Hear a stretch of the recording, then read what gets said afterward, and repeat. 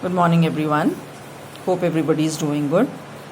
We already have taken up 6 chapters. This is the 7th one on poverty. So let us see. Everybody knows about, and this is with specific reference to our own country. Yes. So let us see what all things will be taking up. One is what is poverty and why are and who are the poor. Then what is poverty line?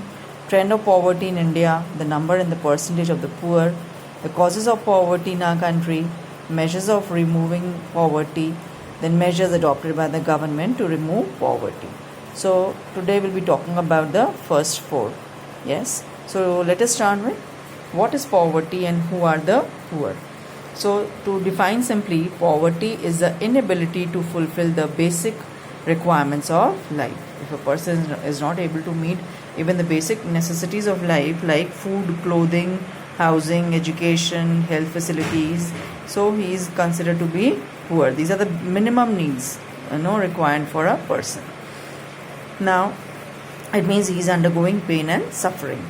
Then coming to the meaning of relative and absolute poverty and how are the poor identified. We'll be taking these topics in detail now.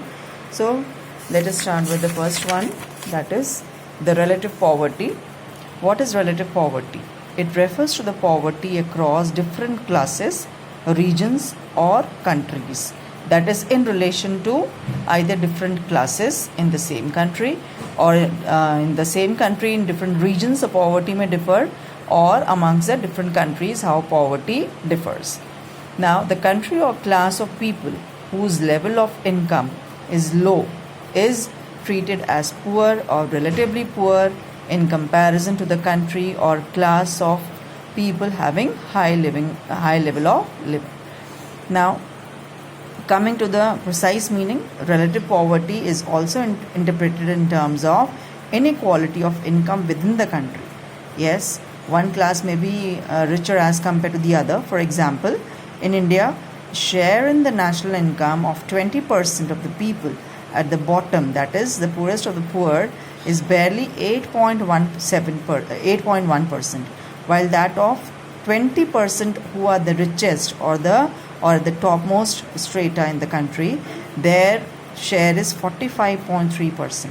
The remaining 46.6 goes to the remaining percentage, that is 46.6% they are earning the remaining GDP. Yes. So you can see the disparity between the rich and the poor. Then the next is the meaning of absolute poverty. Absolute poverty in India, the concept of poverty line is used as a measure of absolute poverty. We'll be talking about what poverty line is. Yes. So poverty line refers to what? It is a cutoff point either in terms of per capita expenditure or in terms of the income. We'll be talking about this also, that divides the people of a region as poor and non-poor. That is a per capita expenditure, how much per person expenditure is being done. Even this is one of the criteria for knowing whether a person is poor or non-poor.